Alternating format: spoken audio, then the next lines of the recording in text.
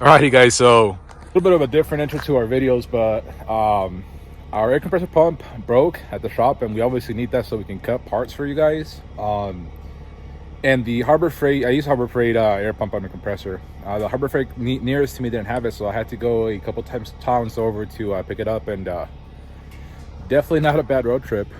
So there's the pump, but I gotta go up across all of these mountains, and then our town is like way over there.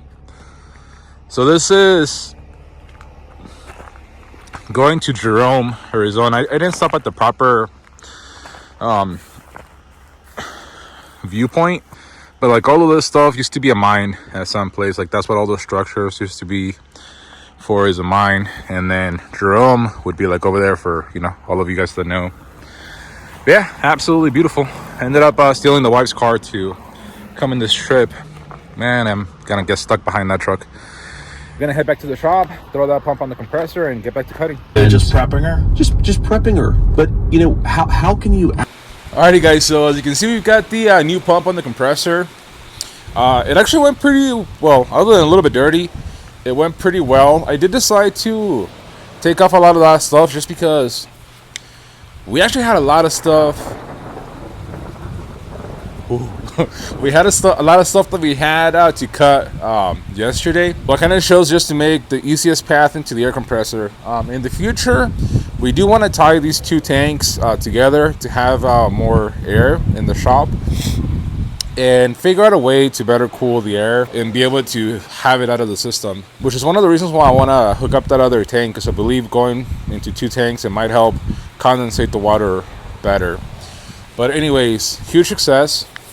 So now we're going to go back inside and install a couple of Vevor reels, an air reel and a power reel, because, you know, we might as well stick to the theme of this video. And then we'll do a walk around in this machine. So these are some really nice reels that we've been needing at the shop now for a little while. So they sent us actually 2 air hose reels and 2 power reels. So we're pretty excited to get them installed. They look super nice, and they should really help us with everything that we're doing around here at the shop. So again, a huge thanks to Vevor. Okay, so we're going to be installing this thing on one of our columns. Now they send you with this hardware for the swivel bracket. So it's a bolt, a nut, and then this bushing or spacer, whatever you want to call it. And essentially the way that it goes is you put the bushing on the bolt, and then all of that is going to go through the bracket, and finally we're going to do the nut. And what that bushing is for, that little spacer, is so you can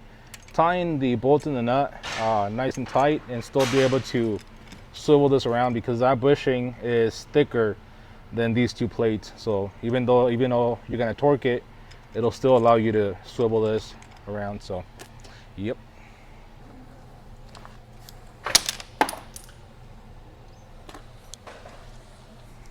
Your impact's broken, Jose. Chair's broken, look. Doesn't hold it. What's this? It's Milwaukee, I think that's why. Near DeWalt.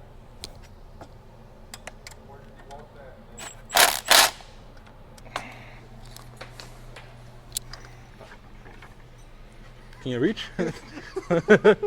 We'll find out. Need a boost? Alright, go. You don't need a ladder, right? I need No. a ladder. I mean, we could all definitely use 2 inches, right? Go up. Okay guys, so we've got the air reel hung, and it's nice and sturdy. The only thing we got to do is find a little bushing to be able to connect this line right there. But other than that, that's good to go. We are starting to work on the power reel, and again, this thing is super cool. It is a 3-way 65 foot. Again, it also swivels just like the power reel, air reel. And the air reel did come with its own leader hose, I believe is what it's called. Should be good to go. On the power reel, we're gonna go ahead and try and get it anchored to the wall right there. Now we've got a stud going up right about there, and then we're gonna try and catch one of these rafters going across right there. I'll go right here because the stud's right there. Yeah.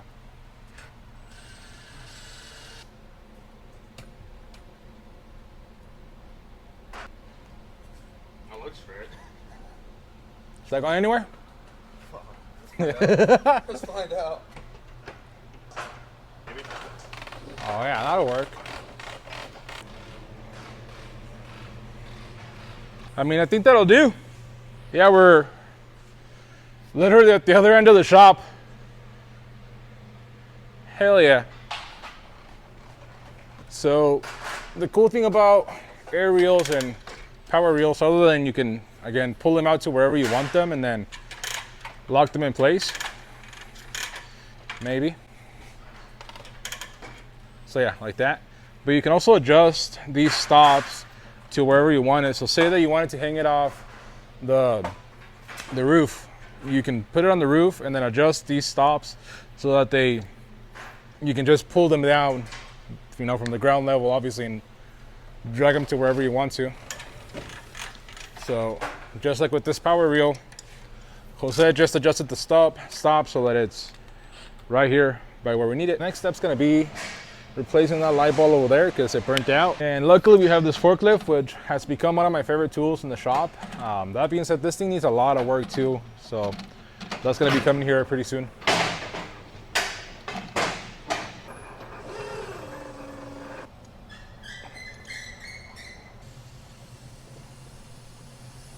Alrighty guys, so we've actually been using those reels now for a couple of weeks, and I am super happy with the way that they are turning out, that they're working. We actually have 2 more reels that we gotta install, but we gotta finish running the air. So we already had this pre-existing, I believe it's actually a 1/2 inch, 3/4 inch copper line that they used to use for air. So we gotta tie in right there, and then we're gonna bring it over down this column and have another reel and another air station right here, because once we get our new plasma table, we do plan on installing it right here. So the plasma cutter, everything's going to be right here, so we might as well already have the air where we're going to need it. But yeah, hopefully that happens pretty soon, because we definitely want to have a full-size table to be able to increase production, quality hopefully too. But yeah, that being said, I want to do a year, it's not quite a year and a half, it's been like a year and 2-3 months that we've had the press brake. But anyways, like I was saying, I want to do a review, an update on our press brake. A lot of you guys have actually been wondering about this thing, but we have had it for a little bit over a year. It's not quite a year and a half. I think it's been, let's see, we got it back in July, so yeah, pretty close to a year and a half. And so for those that don't know, this is a 80-ton press brake that I imported from China. It's I believe a 4-axis press brake, so it's synchronized. So it has an individual cylinder for each side.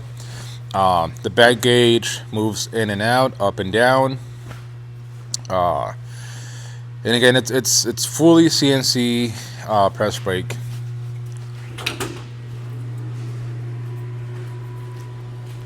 With a really nice big screen to be able to program our parts and do all of that stuff. Again, really good machine that really improved the way that we do things here at the shop. But yeah, this machine was a huge, game changer for us. It really stepped up the way that we were able to do things and how much we can manufacture. Because pretty much every single part that we build takes a bend. There's only a couple of products that we sell that don't take bends. And obviously I could have designed stuff to not have as many bends, but just not as fun.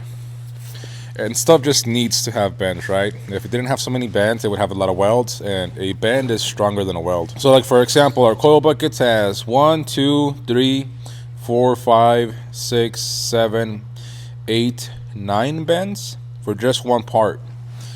The only parts that we sell that don't take bends are like our bumper brackets and our coil bucket spacers. But like even our new sway bar brackets, these things are pretty cool. We just finished designing these. So these are new sway bar brackets that are 2-wheel drive or 4-wheel drive specific. So they should fit your 2-wheel drive frame without having to drill any holes or anything like that. That's the plan. They have our logo, and then we actually have 2-year options, or 2 year range options. So we have 05 through 07, which is those ones, and then we have 08 plus, which is these ones. But anyways, like I was saying, pretty much everything that we sell has bends in it. And before, the way that we were doing it is that I had a Harbor Freight press with a swag finger brake attached to it. So about as manual as it gets. It was miserable. Back then, we used to make a lot less products, and even then, it took me like a day, sometimes longer, to bend all the stuff that we were gonna weld that week. This made it to where everything that we need to weld in a week. So just for example, all of these parts, everything there, all of those parts, the coil buckets that were over there, as well as more stuff that I already sent out, all of that was bent within like 3 or 4 hours max. So again, super efficient. Now, this thing is accurate enough for us. Most parts are within half a degree of where I want them to be. Now, obviously something like an Amada will get that spot on, especially if you get the right options. The thing that with an Amada would have been over $100,000 to get something similar to this, to what I wanted. Especially if I want something that would be that accurate, you know, with the laser angle measurements and all that stuff. It would have been just way more expensive, you know, than something like this. That, again, this thing runs once a week for a couple hours. Throughout the week, we do fire it up because we got to do sometimes, you know, things that come up last minute, or I'm prototyping or stuff like that. Like, we'll fire it up to bend those parts. But production-wise, it runs one day out of the week for a few hours, and that's all we need to keep up with Jose, our welder, and with what we cut. So, again, I keep talking about the $100,000 Armada. How much was this thing? This thing was, I want to say, like 25,000.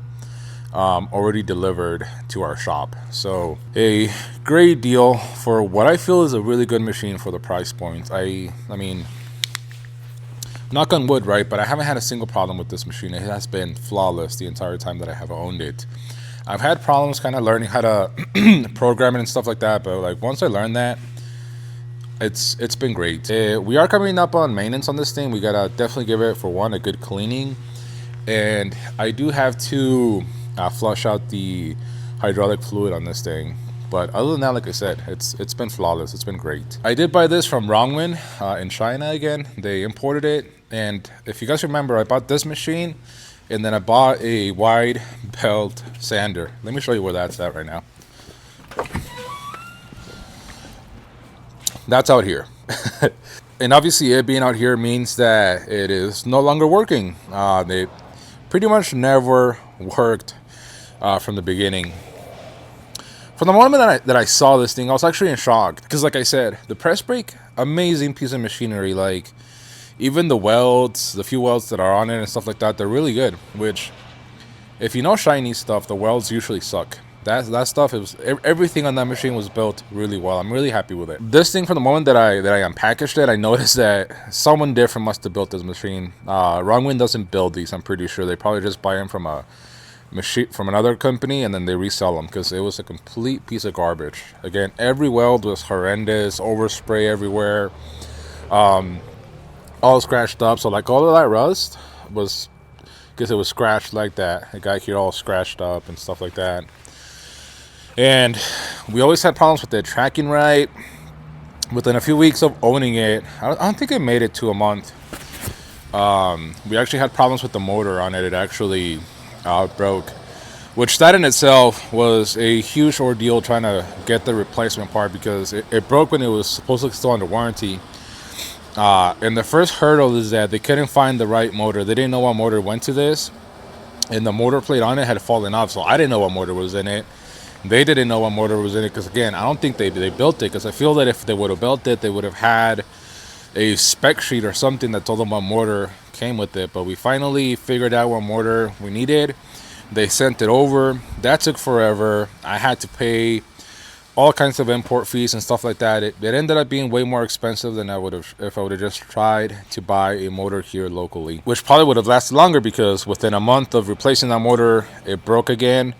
Took it to a repair shop here, got it fixed. It broke again. I finally gave up, and it's been out here ever since. Now, Rongwin did try to make it right by sending me more tooling for the press brake. It didn't fully make up for everything that I spent, but at least, you know, they tried. We got that, you know. it is what it is. I don't think I would buy a press brake or any machine from them again. And that's not because the machine was bad or anything or I regret it. I love the machine and I'm so glad that I have it. But I think if I was to do this again, I wouldn't try importing it again. Okay, so I'm not trying to be like super critical or anything of them. Actually, my rep, her name was Rose Wu. She doesn't work there anymore, but she was great. She really, really helped me through the whole process really, really well, and it made it very seamless. The only reason why I say that I probably wouldn't buy from China again is because I'd rather buy, even if it's from an importer that's already in the U.S. that can hopefully offer us better service. Because I've learned that that's really important, being able to have good service. Because well, at least I want to think that if that machine, the time saver broke, and I bought it from someone that is an importer here in the U.S., I feel like it would have been a much easier time trying to get it warranted. It's cold out here, guys. I'm in Arizona, by the way. But yeah, I feel like that would have had a much easier time getting it warranted. Which is why, like I said, I'm gonna be replacing this, and I'm I'm probably gonna go. I'm gonna buy from an importer that's in the U.S. It's gonna be quite a bit more money, but I think it's gonna be a better product, and again, hopefully better service. But yeah, guys, overall, I mean, this is a great machine. I'm super happy with it. This is one of their. It's not quite their base machine. It has a few upgrades, but they obviously they can make a press brake that like fills up this whole entire shop. Like they make way smaller press brakes than these ones. Actually, the reason why I went with wrong one is because when I was first looking to buy a press brake, I was looking to find a small press brake that I could fit in my garage, and they actually made like a 40-ton or try to get away from the welding noise. Anyways, hopefully it's better in here. But they actually made I think it was like a 25-ton press brake that was a lot smaller that would have fit in the garage. But literally after I bought it, like a week after I bought it, I actually got my first shop and I was able to move in. Which gave me the space, the room to be able to buy a slightly bigger machine. So I called Rose up. I was like, hey, can I actually upgrade my machine to a bigger one? And she was like, yeah, absolutely. So, again, like I said, I upgraded a little bit, got a slightly bigger machine with more capability. That way it will make it easier to bend larger parts, right? But, again, like I said, they make way, way bigger machines that are like 5, 6 axis, all that stuff. And I just wish that they had, a better support system here in the U.S. If they had a better support system in the U.S., like local reps here, maybe I would go with them again.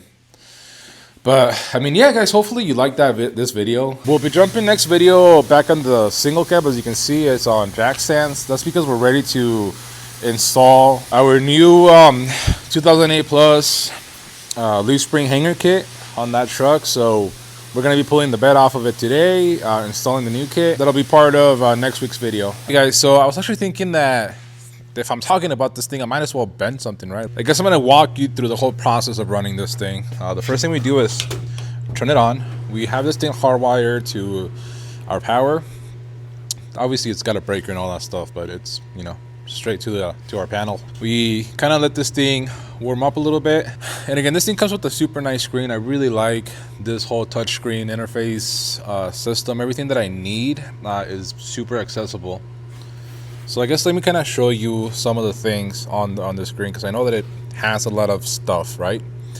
The first thing that I always set is my material thickness, is what that is. And all of this, one thing that I really, really, really didn't like about this is that they didn't set it up for me from the factory to be in inches. Everything is metric. And while I do agree that everything should be metric, I don't know that system as well as I should.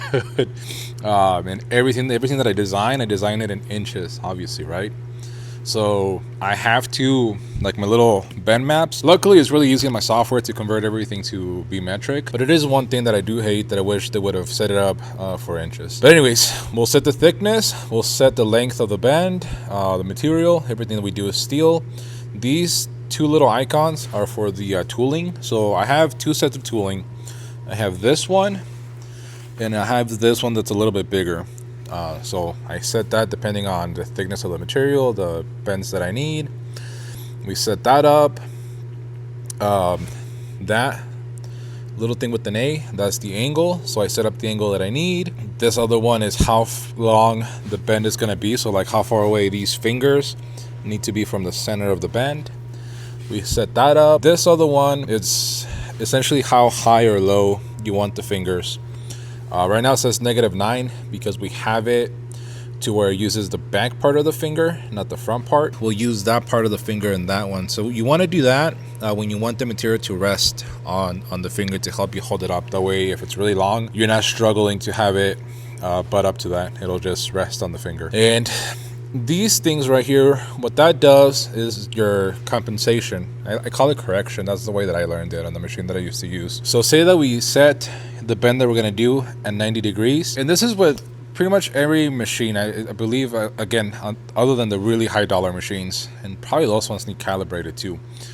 But pretty much most machines, you're always going to have to find how much calibration you need. And over time, the more and more you use it, you actually get to learn the machine and know about more or less what it is that it needs. So if I'm doing, say, like a 1/4 inch thick material that needs a 90-degree bend, I already automatically know that I gotta set this to like -2.5 degrees of correction. What that does is say that I put it that I wanted at 90 and it came up like 2 degrees short. I'll go in here and set my correction. Say that I'll put it at -2.5, bend it again, and that next bend should be a lot closer to 90. And again, once I have it set up to where I like it, it is usually within a 1/2 degree of where it needs to be. So accurate enough for the stuff that we do. What else? It's got a light. When you first started, after it's been fully shut down, you gotta hit this button which tells you origin. That more or less zeroes everything out. So now that we kind of went through everything. Oh, and by the way, this is kind of our catalog of parts that we bend on here. But yeah, let's go ahead and do the whole zeroing process. So you turn on the main pump, let that kind of come up to where it needs to be. Okay guys, so we've had this thing idling for a little bit now, warming up. I usually don't like kind of making the pump work until I feel that everything's been warmed up a little bit. I'm not sure if that's right or not, but it makes me feel better. So anyways, now that we've, again, let this thing warm up a little bit, we're gonna go ahead and zero it out. So it's gonna go all the way up. The back gauge is gonna go all the way up, all the way back, all the way up, and then it's gonna zero itself. That way it knows where to bend. While it's doing that, I'm gonna move that tool out of the way. I'm gonna go ahead and install the one we're gonna need.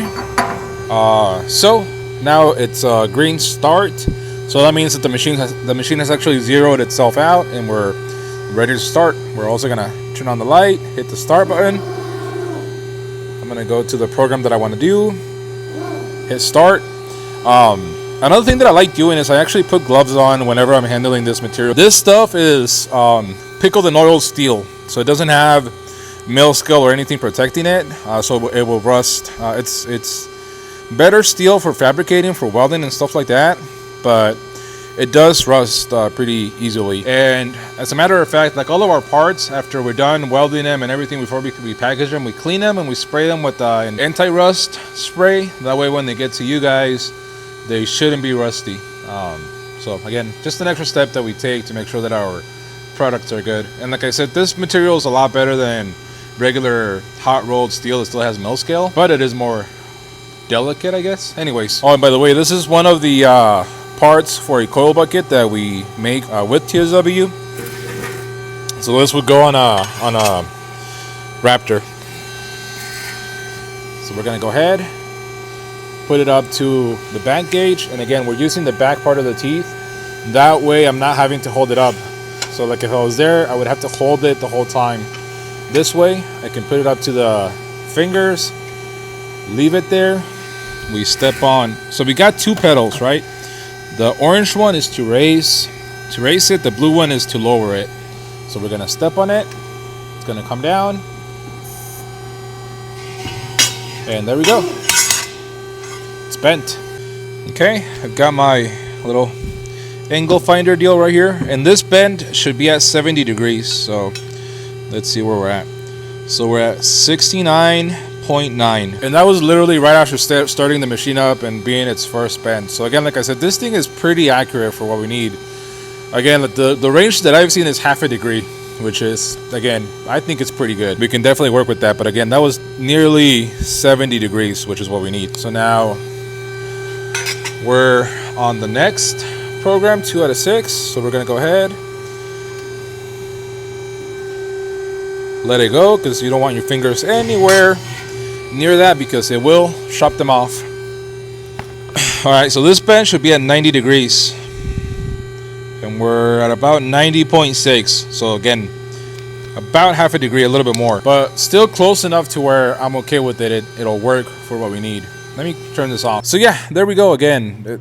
Amazing machine, amazing machine. And I was actually talking to my wife, who also happens to be my accountant. And she said that it was closer to like $30,000 that we paid for this thing.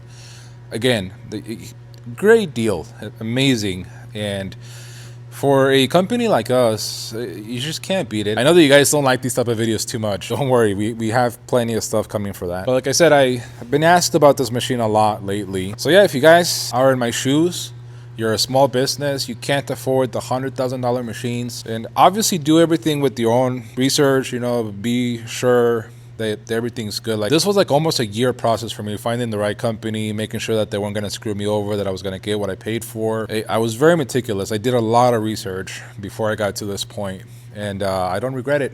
Great machine. I wouldn't buy from them again, but not because the machine is bad. It's just because I want to have local support. Again, if you guys enjoyed this video, if you have any other questions, if you want me to do any other walkarounds, any other reviews of any stuff that you see in the shop, please let me know. But again, guys, leave a like, leave any comments down below. Don't forget to subscribe, and I will see you for the next one.